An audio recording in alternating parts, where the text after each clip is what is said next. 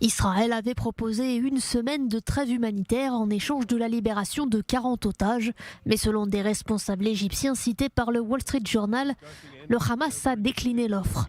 Le groupe terroriste ne discutera pas de la libération des otages israéliens tant qu'un cessez-le-feu ne sera pas entré en vigueur.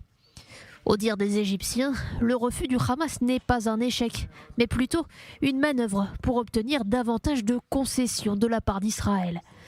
Dans les pourparlers entamés au Caire, le djihad islamique exige que l'ensemble des milliers de prisonniers palestiniens soient relâchés en échange des otages toujours retenus à Gaza. Le Hamas pense à 3 prisonniers en particulier. En premier lieu, le très populaire Marwan Barghouti, figure du Fatah. Celui que certains surnomment le Mandela de la Palestine a été condamné à 5 peines de prison à vie en 2004, plus 40 ans de peine de sûreté pour des attentats qui ont coûté la vie à 5 personnes. S'il y a un rêve que les Palestiniens n'ont pas abandonné, c'est celui de le voir remplacer Mahmoud Abbas à la Moukata. Dès 2009, Israël avait exclu de le libérer dans le cadre de l'accord Shalit. C'est aussi le cas d'Ahmed Sadat, autre nom qui revient dans les discussions avec le Hamas.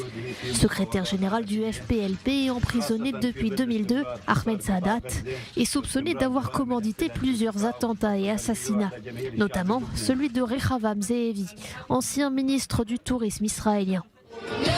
Troisième figure dont le Hamas exige le retour, Abdullah Barghouti, dirigeant des brigades Ezzedine al-Qassam en Cisjordanie et chef artificier du Hamas, condamné à 67 peines de prison à perpétuité.